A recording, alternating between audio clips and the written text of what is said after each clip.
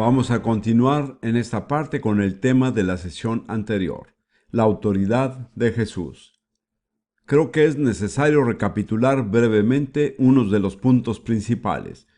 En primer lugar, hemos visto que la autoridad es un concepto central de la palabra de Dios, especialmente en el Nuevo Testamento, y de hecho la autoridad es el medio designado por Dios para gobernar. Vimos que en lo natural, la cabeza tiene ciertas funciones. A ver si las recuerda. Esta recibe información, toma decisiones, inicia la acción y da dirección a seguir. Esto se reproduce también en el reino espiritual. El patrón de la relación de la autoridad es una relación entre Dios el Padre y su Hijo Jesús. Y si queremos saber lo que significa estar bajo la autoridad, tenemos que ver el ejemplo de Jesús en su relación con el Padre. Y le señalé que él nunca inició nada. La iniciativa por todo lo que él hizo siempre vino del Padre, lo cual está exactamente alineado con el modelo de la autoridad. Creo que es un concepto con el cual la mayoría de nosotros no estamos familiarizados.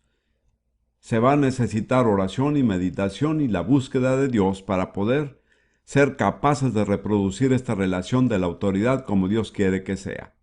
Y luego vimos que la relación entre Dios el Padre y Jesús el Hijo debe ser reproducida en la relación entre Jesús y su iglesia, porque Jesús ha sido nombrado la cabeza sobre todas las cosas de la iglesia, lo cual es su cuerpo. Ahora quiero que veamos algunos ejemplos de la manifestación de este principio en la iglesia del Nuevo Testamento, lo que significa estar bajo la autoridad de Jesús en la iglesia y la forma en que funciona esa autoridad. Y yo he elegido comenzar con un ejemplo específico, el cual es el apostolado de Pablo. Encuentro en el apostolado de Pablo un modelo perfecto y completo de lo que debería ser la autoridad de Jesús. Creo que es importante centrarse en Pablo porque fue nombrado apóstol después del día de Pentecostés. Él no estaba en la categoría de los 12 que fueron nombrados mientras Jesús estaba en la tierra. Y de cierto modo podríamos decir que no se puede esperar que se repita lo que sucedió mientras Jesús estuvo en la tierra, pero no hay ninguna razón por lo que no podamos esperar que se repita lo que sucedió a través del Espíritu Santo después del día de Pentecostés. Así que, si buscan en 1 Timoteo capítulo 1, Pablo aquí hace una declaración de la base de su apostolado. 1 Timoteo capítulo 1, versículo 1. Yo, Pablo, apóstol de Jesucristo, por mandato de Dios nuestro Salvador y del Señor Jesucristo, que es nuestra esperanza. Así que Pablo delinea su apostolado directamente hasta la autoridad de Dios el Padre.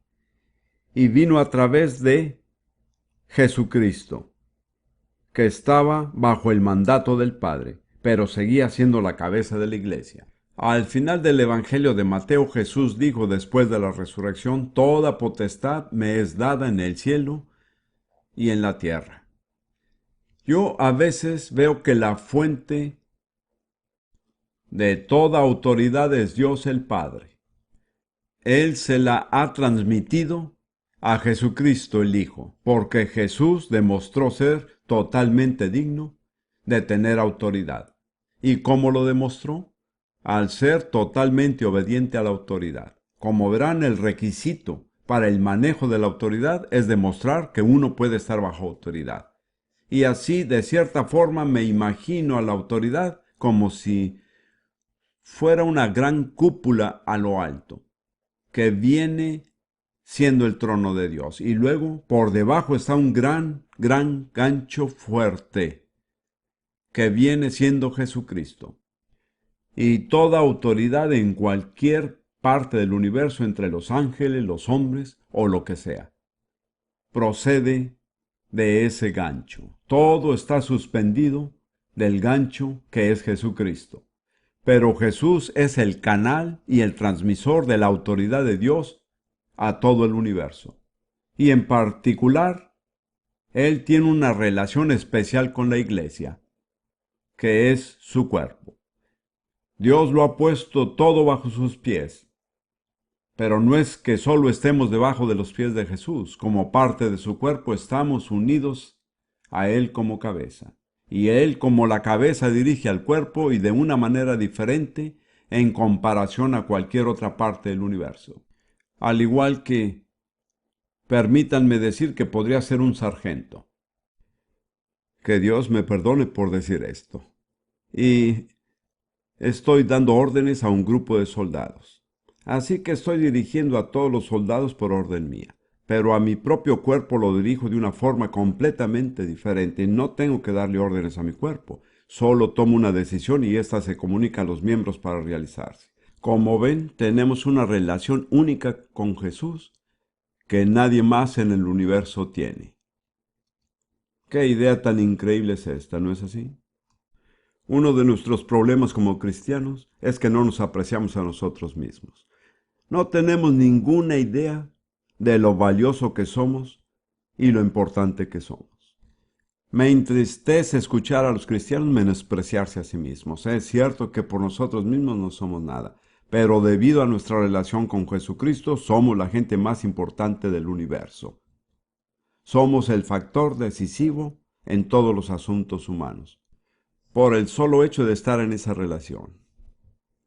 Así que veremos el apostolado de Pablo que se originó con Dios el Padre y se transmite a través de Jesucristo. Ahora, en Gálatas capítulo 1, Pablo también habla de su apostolado, pero también lo rastrea en el sentido contrario. Gálatas 1:1 dice: Pablo, apóstol, no de los hombres ni por hombre, mas por Jesucristo y por Dios el Padre, que lo resucitó de los muertos. Así que en Primera de Timoteo se está fijando en la autoridad descendente de Dios Padre por medio de Jesús. En Gálatas está mirando a través de Jesús al Padre. Pero el origen de su llamado como apóstol fue Dios el Padre, obrando a través de Jesucristo el Hijo, que en cierto sentido fue establecido en el cielo, pero tuvo que cumplirse en la tierra. Así que ahora tenemos que recurrir al libro de los Hechos, en el capítulo 13. Aquí tenemos un modelo de cómo la autoridad celestial es comunicada y hecha efectiva en la iglesia. Quiero mencionarles que no hay ninguna razón que yo pueda pensar que lo sucedido aquí en Hechos 13 en la iglesia de Antioquía no pueda reproducirse en las iglesias de cualquier parte en la tierra hoy en día. Y eso es importante porque se trata del inicio del ministerio apostólico. Así que vamos a leer los primeros 4 versículos de Hechos 13. Había entonces en la iglesia que estaba en Antioquía profetas y maestros. Se mencionan a 5, Bernabé y Simón, el que se llamaba Níger. ¿Saben qué significa Níger? Negro. Así que era de piel oscura. Y Lucio Cireneo y Manahén, que había sido criado con Herodes el tetrarca, es decir, realmente formó parte de la familia gobernante. Y Saulo. 5 hombres que fueron reconocidos como profetas y maestros. ¿Estamos preparados para aceptar que puede haber profetas y maestros en las iglesias hoy en día? Muy bien. Ministrando pues estos al Señor y ayunando, me fijé bien en la versión NBI justo antes de empezar el sermón. Y la NBI no usa la palabra ministro, más bien dice adorar al Señor. Lo cual es una interpretación justa. ¿Cómo podemos ministrar al Señor? Adorándolo. Esa es la forma de ministrar al Señor. Así que mientras ministraban al Señor o lo adoraron y ayunaron, El ayuno es otra de las cosas que está siendo restaurado a la iglesia. Contrario a algunas personas en sus preferencias. Fui salvo en el ejército en 1941, el ejército británico. Y como estaba en el ejército, me enviaron casi inmediatamente al extranjero, donde pasé los siguientes 3 años en los desiertos del norte de África. Nunca vi a una iglesia y casi nunca vi a un capellán. Yo dependía de Dios, de la Biblia y del Espíritu Santo, es decir, no tenía otra fuente. Tengo que admitir que estoy bastante agradecido, ya que durante ese tiempo leí la Biblia entera varias veces. Más tarde, cuando empecé a ir a la iglesia, descubrí que había un montón de cosas en la Biblia de las que no le mencionaban a uno en la iglesia. Pero yo ya había leído la Biblia. Les menciono esto de una manera que no puedo explicarlo, pero Dios me dejó claro que tenía que ayunar un día a la semana. Elegí los miércoles. Y básicamente a lo largo de mi servicio militar, que siguió durante 4 años y medio, ayunaba todos los miércoles. Cuando estábamos en Egipto en el desierto, que no puede, cuando uno vive en un camión con otros 11 soldados, yo estaba, por cierto, a cargo de un equipo de camilleros. 8 soldados británicos impíos que blasfemaban. Ninguno de ellos quería ser camillero. Vivíamos en un camión de 3 toneladas que lo manejaban 2 conductores. Así que éramos 10 y yo tenía que estar a cargo de todas las cosas. Llegamos a ser conocidos en la unidad como los pioneros de Prince. Pero no nos pusimos el nombre, más bien nos lo pusieron, y también teníamos una banderita que siempre me he arrepentido de haberla perdido. Por donde quiera que íbamos poníamos nuestra bandera. Y bueno, cuando uno vive tan cerca de los hombres y uno no se puede escapar de la gente del desierto, o sea que no había manera de que pudiera ayunar en secreto, así que cada miércoles todos los soldados sabían que no iba a comer. Bueno, algunos de ustedes saben que todos los musulmanes observan un mes al año llamado Ramadán, ¿lo saben? En el que realmente no ayunan, no comen durante el día, pero lo recuperan por la noche. A mí realmente eso no me parece un ayuno. Así que todos los soldados de mi unidad lo llamaron miércoles de Ramadán a partir de ese entonces. Tendría que decir que mirando hacia atrás, eso fue la clave para el progreso espiritual que he hecho. Y básicamente han sido muy pocos los periodos en mi vida en los que no ayunaba un día a la semana. Ahora Ruth y yo lo hacemos regularmente en el mismo día, cada miércoles. A veces solía ser cada jueves, pero ahora es cada miércoles. No sé si ustedes sabían que John Wesley se negaba a ordenar en el ministerio metodista a cualquier hombre que no prometiera ayunar al menos hasta las 4 de la tarde cada miércoles y viernes. Y escribió en su diario: estoy convencido de que cualquier persona que tiene entendimiento del ayuno y no lo practica, seguro que se alejará de la fe tanto como la persona que tiene entendimiento de la oración y no lo practica. Cuando empecé a enseñar sobre el ayuno en 1949 en Londres, la gente me miraba como si hubiera venido de otro planeta, es decir, era absolutamente insólito que los cristianos deban ayunar. Hoy hemos progresado un poco, pero creo que hay mucho más que progresar. Le recalqué a la gente que en el Sermón del Monte Jesús no dijo si es que ayunas. Él dijo cuando ayunes. Él dio por hecho que sus discípulos ayunarían y les dio ciertas reglas. Lo que estoy diciendo es que si uno estudia el libro de Hechos, hay 2 acontecimientos cruciales en el desarrollo de la iglesia. Uno de ellos es aquí en Hechos 13, podemos ver el envío de los primeros apóstoles que se registran después del día de Pentecostés. En Hechos 14, 23, podemos ver la designación de los ancianos locales en una nueva iglesia. Y ambas de esas 2 decisiones cruciales fueron acompañadas por el ayuno y la oración de los líderes. Les digo que la indicación es que los cristianos o la iglesia que realmente quiere conocer la mente de Dios tiene que estar preparada para ayunar y poder escuchar a Dios. Muy bien, como quiera ellos seguían ministrando al Señor o adorándole y ayunando. Entonces el Espíritu Santo les habló. Observen que la iniciativa vino de Dios, pero vino del Dios Trino. Dios el Padre, por el Hijo, por medio del Espíritu. ¿Lo ven? ¿Y cuál fue la declaración? El apostolado de Pablo y también a Bernabé. Versículo 2. Ministrando pues estos al Señor y ayunando, dijo el Espíritu Santo: apartadme a Bernabé y a Saulo para la obra para la cual los he llamado. Observen que la iniciativa está totalmente con Dios. ¿No fue una buena idea? No era algo que Saulo y Bernabé estaban dispuestos a hacer, ni no acudieron a la iglesia para ser reconocidos. La iniciativa estuvo completamente con Dios, debido a que la iglesia se había abierto en sí para recibir de Dios.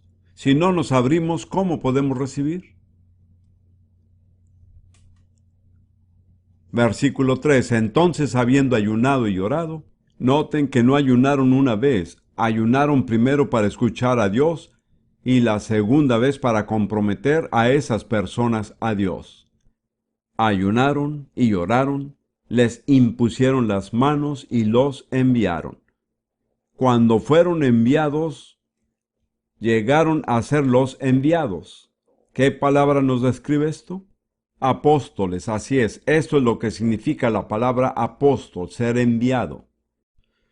A mí me encanta el versículo siguiente, no quiero terminar en el 3. Y ellos, enviados así por el Espíritu Santo, descendieron a Seleucia y de allí navegaron a Chipre. Lo que les estoy mostrando es que en ese versículo la palabra fueron enviados por el Espíritu Santo es una palabra que significa que el Espíritu Santo les acompañaba. No es la misma palabra que se usa en el versículo 3. Fueron enviados por la gente, pero el Espíritu Santo fue con ellos. ¿Lo entiende? Eso es importante. Así que, ¿cuál fue el resultado de eso? ¿Cuál fue la consecuencia? Pasen al siguiente capítulo de los Hechos, capítulo 14. Y lean dos versículos, el 4 y el 14. Y hablando de lo que ocurrió en una de las ciudades. La gente de la ciudad estaba dividida porque unos apoyaban a los judíos y otros a los apóstoles. Y luego el versículo 14. Cuando Bernabé y Pablo se enteraron de esto, ¿se dieron cuenta quiénes eran ahora? Eran apóstoles. Antes de eso eran profetas y maestros. ¿Cómo se hicieron apóstoles? Al ser enviados. ¿Enviados por quién? Por el Espíritu Santo a través de la iglesia. Como ven, todo en la iglesia debe ser iniciado por Dios el Padre por medio del Hijo por el Espíritu, pero solo surte efecto cuando la iglesia responde. Y aunque estaba dentro del consejo eterno de Dios de que Pablo fuera un apóstol, él nunca fue llamado apóstol hasta que la iglesia haya reconocido y avalado su vocación. Esto es muy importante para todos nosotros. Es fácil impacientarse con la iglesia y convertirse en crítico de la iglesia, pero Dios no pasa por alto la iglesia, porque es el cuerpo de Cristo.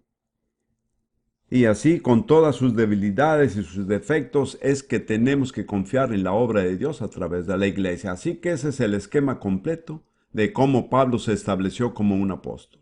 Fue iniciado por Dios el Padre, vino a través de Jesucristo, quien era la cabeza de la iglesia, se comunicó a la iglesia por el Espíritu Santo, fue recibido por la iglesia y actuaron en consecuencia. Y entonces así fue el nombramiento de los apóstoles. Ahora, quiero hacerles una pregunta. ¿Podría suceder lo mismo hoy?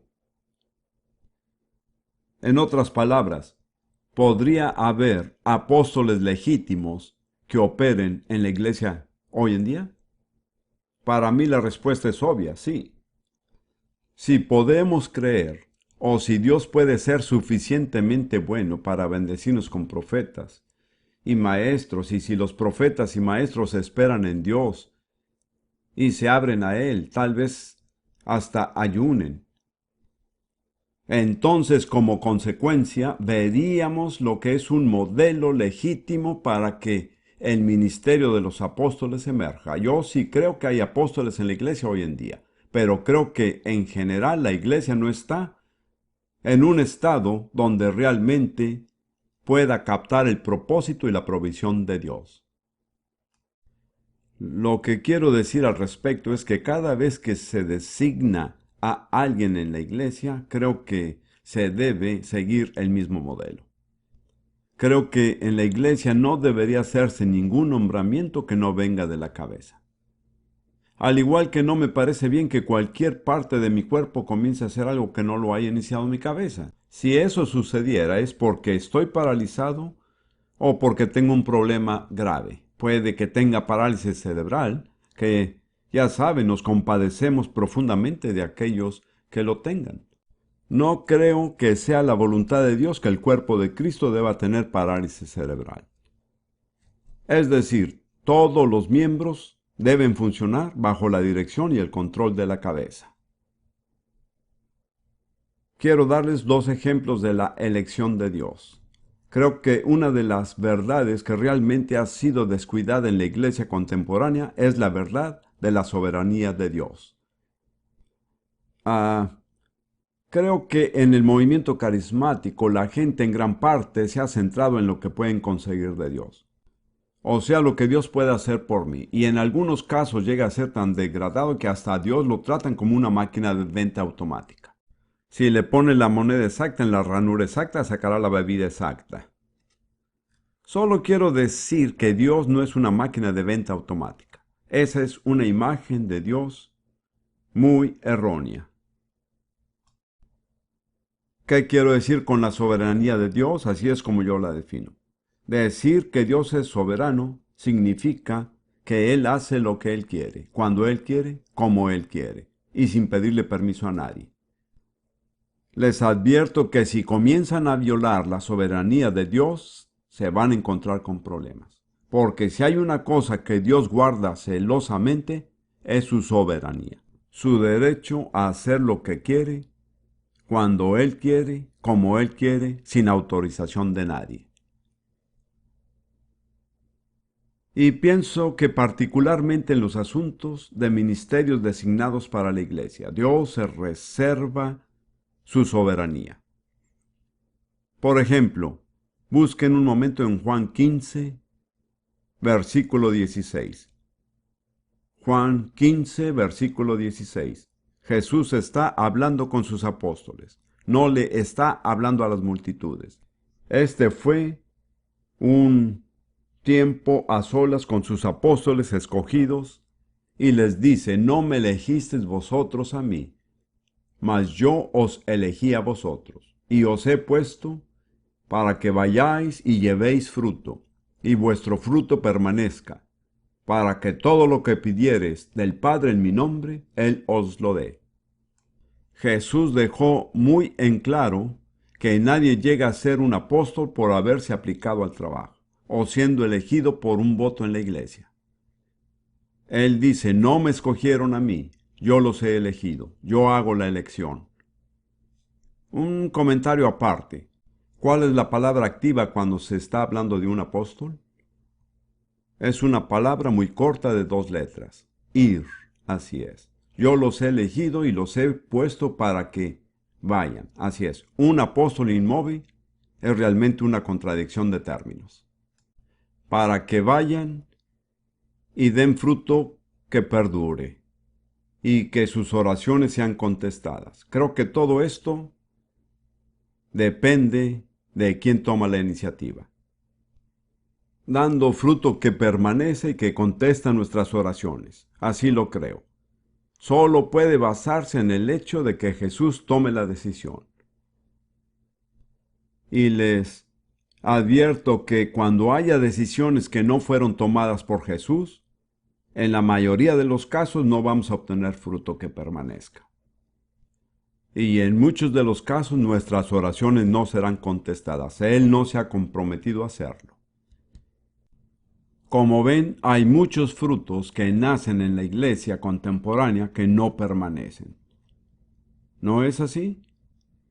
Tengo un profundo respeto por Billy Graham. No estoy criticándolo de ninguna manera, pero su propia estimación del número de convertidos que permanecen es del 5%. Hay algo que está mal en la iglesia.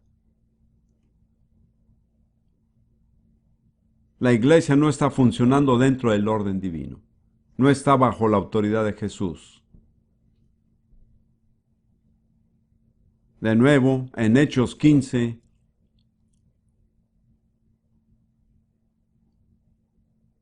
versículo 7, vemos una tremenda controversia sobre si los gentiles pueden ser admitidos en la iglesia sin tener que someterse a la ley de Moisés. Es muy interesante el hecho, ya que hace muy poco, en la última década más o menos, las asambleas de Dios en los Estados Unidos tenían exactamente el problema contrario.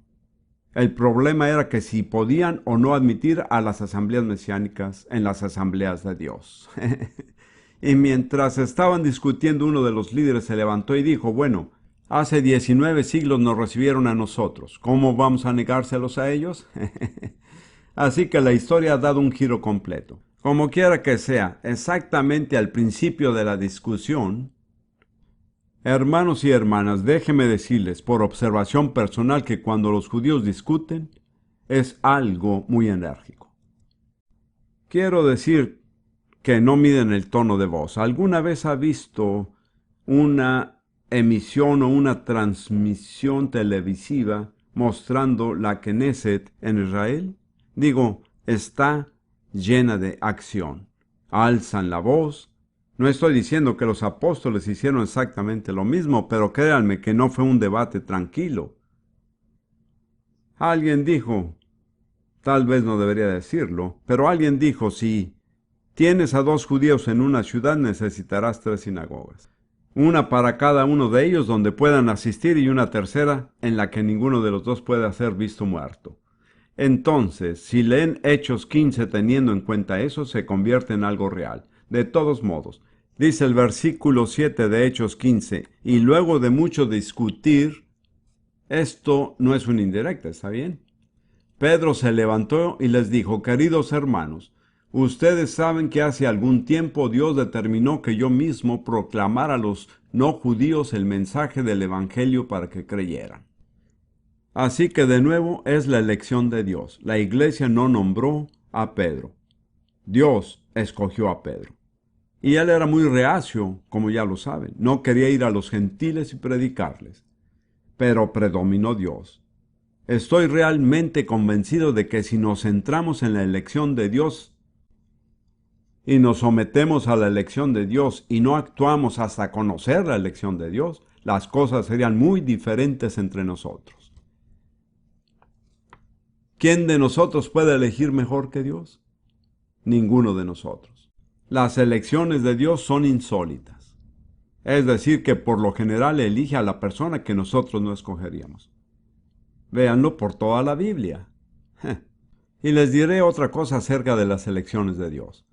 Cuando Dios elige, la persona elegida por lo general está convencida de que no puede hacer el trabajo.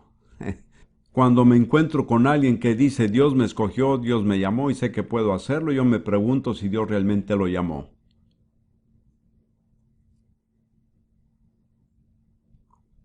Ahora, siguiendo con este concepto de Hechos 13, en el que voy a extraer ciertos principios, lo que quiero enfatizar es la importancia de lo que llamo un servicio de adoración abierto. Es decir, estar en la presencia de Dios, adorarle y no establecer un límite de tiempo. Esto no es como las reuniones de oración que comienzan a las 7:30 y terminan a las 9:30. Y después todo el mundo se va a su casa y sin tener en cuenta dónde está Dios o lo que ha hecho. Pero se trata de la espera en la presencia de Dios en actitud de adoración, centrándose en Dios, apartándose de las distracciones como la comida, y entrar en su presencia y permanecer allí hasta escucharlo a Él.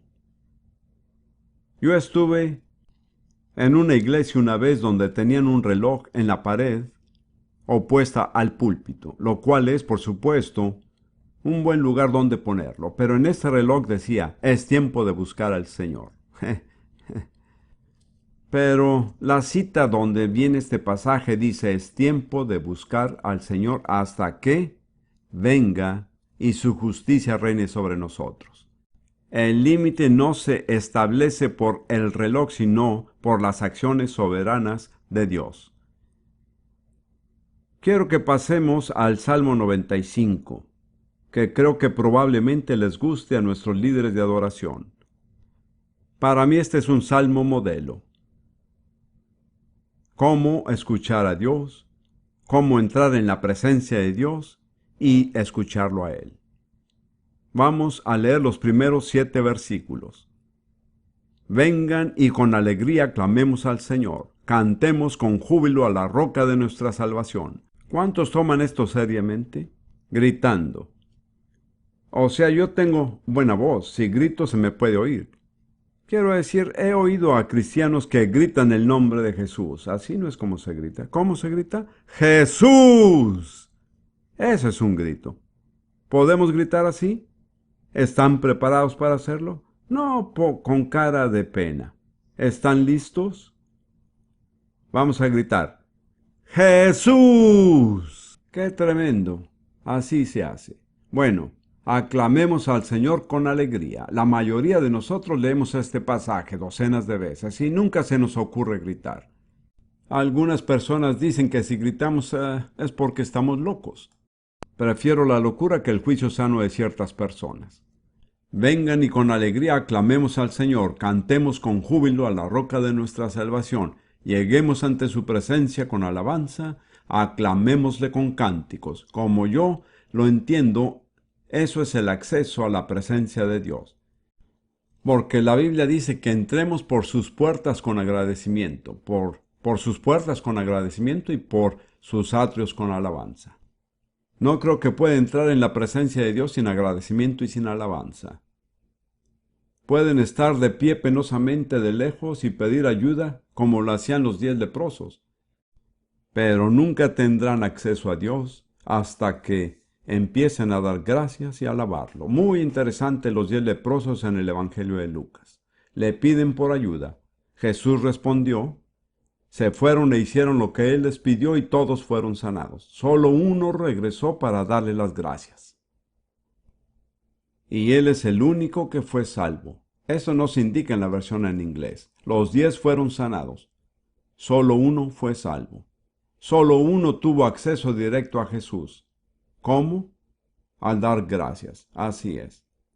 Así que esta es la manera de acercarse a Dios. Esto lo enseñaba hace años atrás y había un hermano muy piadoso en el Señor, un hombre mayor. Le dije que no teníamos ningún derecho a estar en la presencia de Dios sin la acción de gracias y la alabanza. Esa es la forma designada.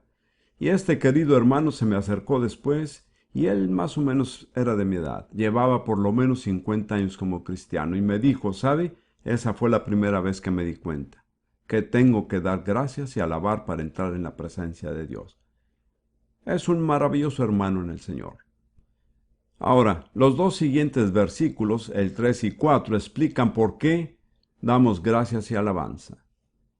Grande es el Señor nuestro Dios, gran Rey es Él sobre todos los dioses. En su mano están las profundidades de la tierra y las alturas de los montes son suyas. Suyo también el mar, pues Él lo hizo y sus manos formaron la tierra seca. He comentado que a veces le damos gracias a Dios por su bondad, alabamos a Dios por su grandeza, pero lo adoramos por su santidad. Otro salmo dice, grande es el Señor y muy digno de alabanza. La alabanza es nuestra respuesta a la grandeza de Dios. Así que por medio de la acción de gracias y la alabanza y el canto en voz alta de júbilo, hemos llegado a la presencia de Dios. Ahora el tono cambia por completo. Miren el siguiente versículo. Vengan y rindámosle adoración. Eso es dar gracias. Eso no es alabanza. Eso es algo diferente. Cada palabra en la Biblia que se traduce como adoración describe una actitud del cuerpo. Inclinar la cabeza, doblar la parte superior del cuerpo, inclinándose, como dice aquí, arrodillarse y postrándose delante de Dios. La adoración es ante todo una actitud y no una declaración. La alabanza es una declaración, la adoración es una actitud, la alabanza nos lleva al lugar de adoración. Ruth me comentaba un tiempo atrás que muchos líderes de canciones de hoy no saben la diferencia entre la alabanza y la adoración. Y llegamos a ese lugar hermoso donde estamos solo en la presencia de Dios. Llegamos ahí a través de la adoración. Y de repente el líder de alabanza comienza con un coro animado y nos ponemos a bailar. No es apropiado para ese momento. En ese momento tenemos que estar íntimos con Dios. Ahora, leamos los versículos 6 y 7. Vengan y rindámosle adoración, arrodillémonos delante del Señor, nuestro Creador. El Señor es nuestro Dios. ¿Cómo podemos reconocerlo como Dios? ¿Qué es lo que se hace que se reconozca como Dios? ¿Qué es lo que se atribuye de forma única a Dios? Una palabra, adoración, así es. Cuando le adoramos, estamos declarando que Él es nuestro Dios. Y permítanme advertirles que aquello que venera se vuelve su Dios. Si ustedes adoran el dinero, se convertirá en su Dios. Si adoran a su estómago, se convertirá en su Dios. Pablo habla de las personas que han hecho de su vientre su Dios al adorarlo. Siguiendo con el versículo 7, el Señor es nuestro Dios y nosotros somos el pueblo de su prado, somos las ovejas de su mano. Ahora, es algo extraño lo que pasa al final de ese versículo, ya que se llega al final de una frase y el comienzo de lo que se podría llamar un nuevo párrafo. ¿Lo notaron? Eso no es por casualidad. ¿Qué dice lo que sigue? Si hoy escuchan ustedes mi voz. ¿Cuándo escucha uno la voz de Dios? Cuando uno lo haya adorado. He aprendido cuando se trata de profecías o lenguas e interpretación a nunca aceptarlas automáticamente. Siempre alzo mis antenas espirituales y me pregunto si realmente viene de Dios, si realmente es ungido, si se trata de una palabra de ahora, pero en general si viene durante un periodo de adoración, puede uno estar bastante seguro de que es de Dios.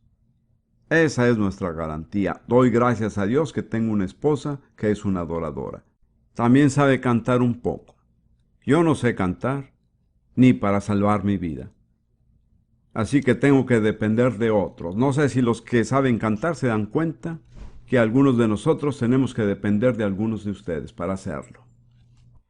Pero Rudy y yo básicamente pasamos un tiempo en la presencia de Dios cada mañana y cada tarde. No somos legalistas al respecto.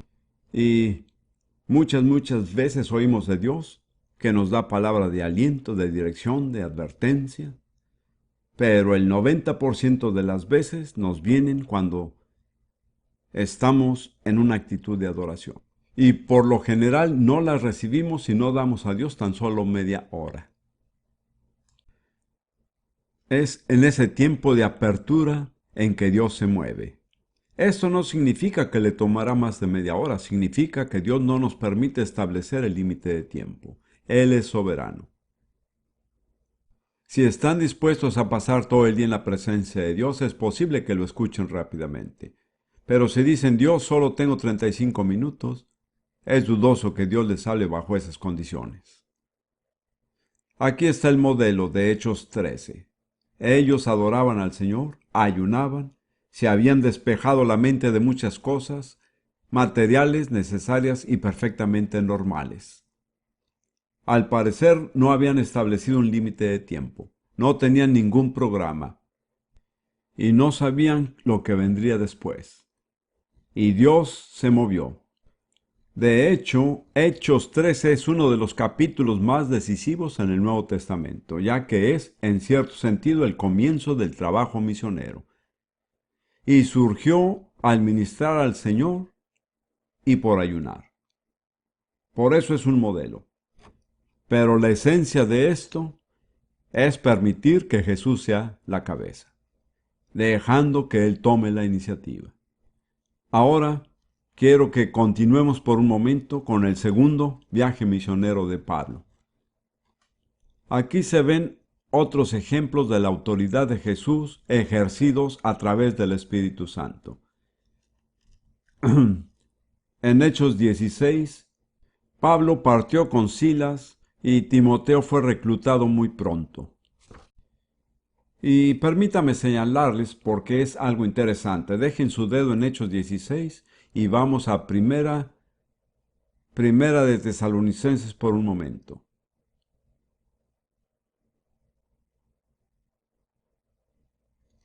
Primera Tesalonicenses, capítulo 1, versículo 1.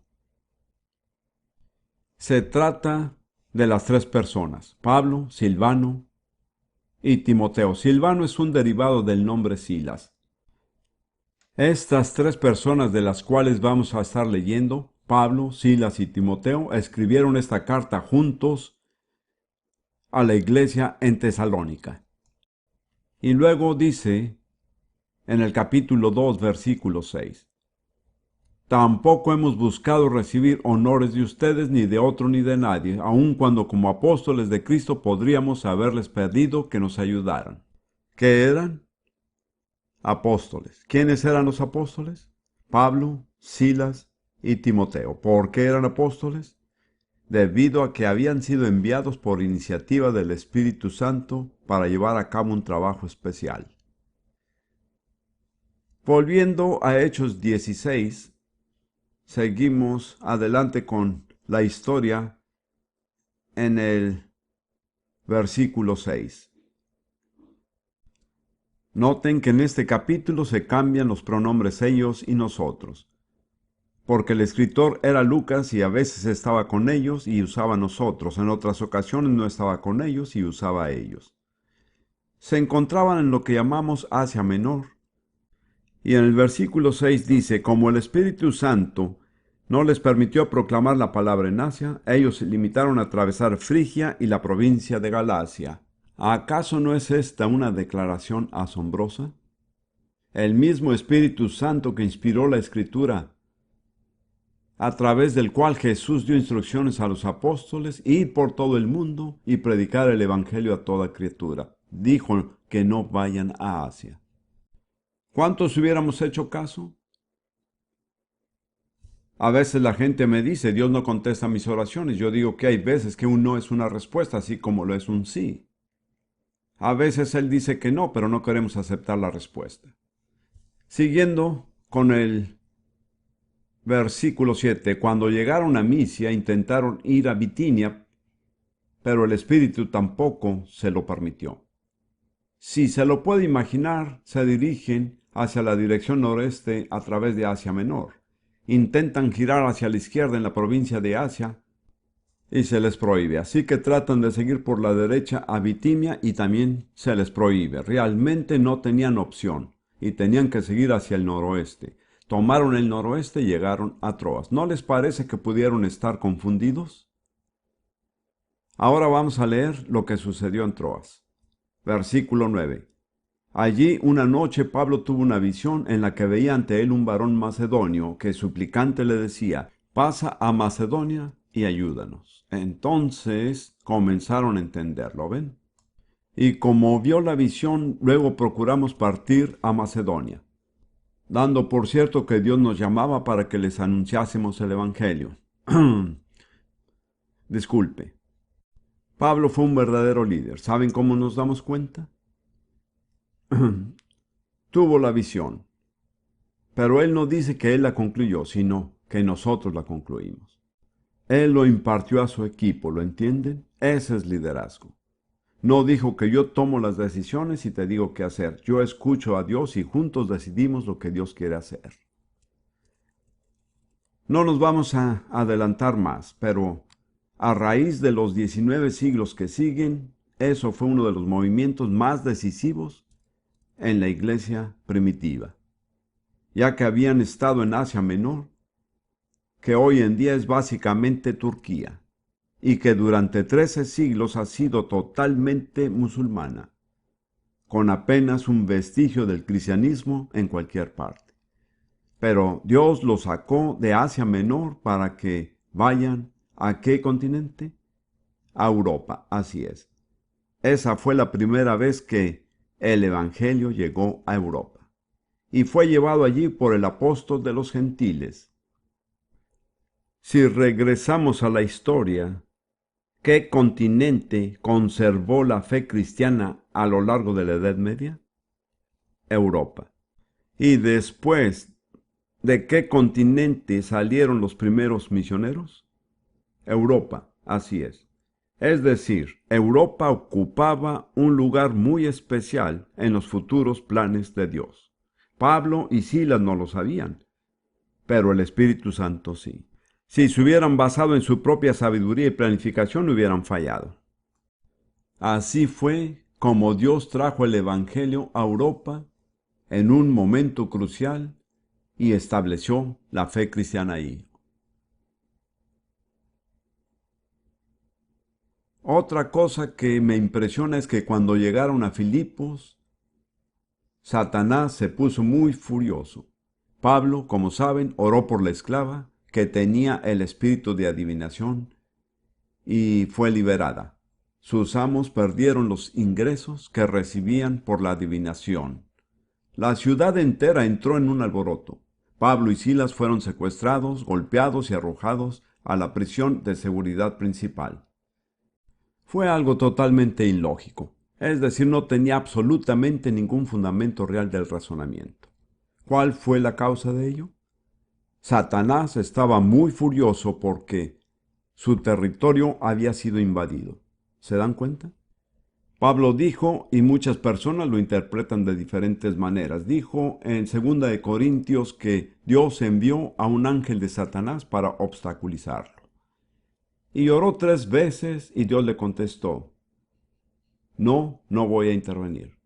Ahora hay muchas diferentes teorías de lo mismo y cómo podría yo demostrar que tengo la razón. Creo que este ángel le causó problemas a Pablo en casi todas las ciudades que estuvo. No le sucedió a los demás apóstoles. Son muy pocas las ciudades a las que Pablo fue en donde no había disturbios. Creo que había un ángel satánico detrás de todo, pero lo que estoy recalcando es que Satanás realmente estaba enojado porque su territorio fuera invadido. Y luego nos damos cuenta también de que Dios intervino de una manera tremenda. Envió un terremoto, sacudió la prisión, abrió las puertas y liberó a los prisioneros. Miren, esto fue una estrategia de muy alto nivel. Ambos, Dios y Satanás, estaban muy interesados en lo que pasó en Filipos. Hay otra cosa más que tomar en cuenta. A Pablo se le prohibió ir a Asia. Más adelante en su carrera, en Hechos 19, él se fue a Éfeso, que es la ciudad principal de Asia. Y ahí tuvo tal vez los mejores resultados de todo su ministerio de cualquier ciudad. ¿Acaso no es algo para reflexionar? Si se hubiera adelantado a ir antes, creo que habría echado a perder todo. El campo no estaba preparado aún. Dios nos habló a Rudy y a mí hace tiempo y nos dijo, yo los llevaré a los lugares donde se ha preparado el terreno. Dijo, puede que vayan a algunos lugares bastante sorprendentes. Pues hemos visto que es cierto. Estuvimos en Gran Bretaña el año pasado. Fuimos a lugares que no habríamos elegido. Pero vimos unos resultados bastante sorprendentes. Si hubiéramos elegido las grandes multitudes y los lugares famosos, nunca hubiéramos estado allí. Permítanme terminar sugiriéndole ciertas condiciones básicas y simples con las que hay que cumplir para poder escuchar a Jesús como la cabeza de la iglesia. Les podría leer las escrituras, pero no lo haré. Quiero decir, se las voy a citar y ustedes las comprueban. En primer lugar, hay que reconocer la necesidad de escucharlo. Tenemos que reconocer nuestra necesidad. En segundo lugar, Pablo dice en Romanos 12:1-2, ofrece tu cuerpo como sacrificio vivo y tu mente será renovada para comprender la voluntad de Dios. Así que como principio general, si queremos entender la voluntad de Dios, tenemos que ponernos a su disposición sin reservas y totalmente para Dios. Nuestro cuerpo debe convertirse en una ofrenda en su altar. En tercer lugar, en Mateo 6:10 está el comienzo del Padre Nuestro, que es un patrón. Y Jesús dijo, oraréis así, Padre nuestro que estás en los cielos, ¿Qué es lo primero que ha de ser santificado? ¿Y qué significa? Adoración. Nosotros le adoramos. Nosotros le adoramos. Santificado sea tu nombre. El siguiente paso es que nos alineemos con el propósito de Dios. No que nuestro plan se logre para poder cumplir con el plan de Dios. ¿Cuál es el plan de Dios? Venga a nosotros tu reino. Realmente no debemos esperar a que Dios responda a nuestras oraciones hasta que nos alineemos por nuestra propia voluntad al propósito de Dios, lo cual es la venida de su reino en la tierra. Y a continuación hágase tu voluntad. Eso quiere decir, Dios no es lo que yo quiero, sino lo que tú quieres. Esas son las condiciones básicas. Y luego, en Romanos 8:14, dice, porque los hijos de Dios son todos aquellos que son guiados por el Espíritu de Dios. Así que tenemos que hacernos amigos con el Espíritu Santo. El Espíritu Santo no es teología, Él es una persona.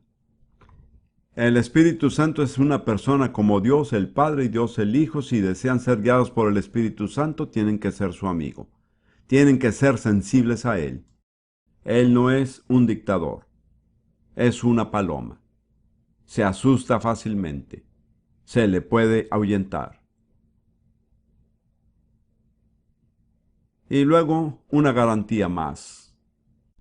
Verifique las Escrituras. Lo que ustedes crean que puede ser la revelación o la dirección de Dios, revísenlo con su Biblia. Porque toda la Escritura es inspirada por Dios. Si fue el Espíritu Santo quien escribió las Escrituras, entonces su dirección no estará en desacuerdo con ellas. Déjenme repetírselo rápidamente. Reconocer su necesidad, ofrecer su cuerpo, alinearse con el propósito de Dios, lo cual es la venida de su reino, someter tu voluntad a su voluntad, hacerse amigos con el Espíritu Santo y comprobar todo con las Escrituras. Ahora, ¿cuáles son algunos obstáculos comunes? Y estos son solo unos pocos. En primer lugar, yo diría que nuestra arrogancia humana. Creo que ese es el problema más grande. Hubo un periodo en mi ministerio en donde yo creía que era dirigido por la voluntad de Dios. Me encontré en una situación llena de problemas. Cuando miro hacia atrás y me pregunto a mí mismo cómo sucedió eso, creo que la causa principal fue la arrogancia que tenía. Básicamente, creo que todo el engaño en el cuerpo de Cristo tiene una palanca para entrar, y eso es el orgullo. Si no somos orgullosos, nunca seremos engañados. Así que el gran obstáculo para escuchar de Dios es nuestra arrogancia. La Biblia lo llama el orgullo de la vida. El deseo de ser independiente de Dios. Como ven, cuando Jesús fue tentado a arrojarse desde el pináculo del templo, se negó. Pudo haberlo hecho, pero él nunca haría algo para demostrar su poder en forma independiente del Padre. Hay otras barreras comunes, que solo voy a mencionarlas. La barrera de la costumbre o la tradición. Realmente, la tradición es costumbre colectiva. Ahora, no todos los hábitos son malos, ni todas las tradiciones son malas. Básicamente, cuando nos limitamos a seguir la tradición es cuando fallamos a Dios. Yo creo que la tradición fue el mayor obstáculo en los tiempos de Jesús que no le permitió al pueblo judío recibir sus enseñanzas. Otro obstáculo habitual es el miedo. Y hay ciertos tipos de miedo. Temor al hombre, al qué dirá la gente. Creo que una cantidad lamentable de cristianos son influenciados más por las opiniones de la gente que por la opinión de Dios. En segundo lugar, el miedo a lo desconocido. Nunca lo hemos hecho de esta forma. ¿Quiere decir que no tenemos un programa? ¿Que no hay una agenda? ¿Cómo vamos a saber qué hacer? Simplemente dejen que suceda y vean lo que sucede. Y luego está el miedo de ser independiente. Creo que este es quizás el más fuerte. En realidad no nos gusta tener que depender de Dios. Quiero mostrarles algo con respecto a esto. La esencia del pecado no es el deseo de hacer el mal, sino más bien es el deseo de ser independiente de Dios. El motivo original en el jardín del Edén fue bueno, el ser como Dios. Conocer la diferencia entre el bien y el mal es bueno, no es malo. Lo malo fue que se deseaba algo independiente de Dios. Y donde existe ese deseo en nosotros para ser independientes de Dios, nunca seremos realmente libres del dominio del pecado. Así que permítanme recapitular. Y mientras lo hago, tal vez tengan que hacer un examen mental de su conciencia. ¿Cuáles son los obstáculos comunes? La arrogancia, la soberbia de la vida. En segundo lugar, la costumbre, la tradición. Creo que la mayoría de las cosas que hacemos en la iglesia no se hacen porque Dios nos las haya pedido hacer, sino porque siempre las hemos hecho así. Lo he comprobado, se necesitan como 5 años para iniciar una tradición religiosa.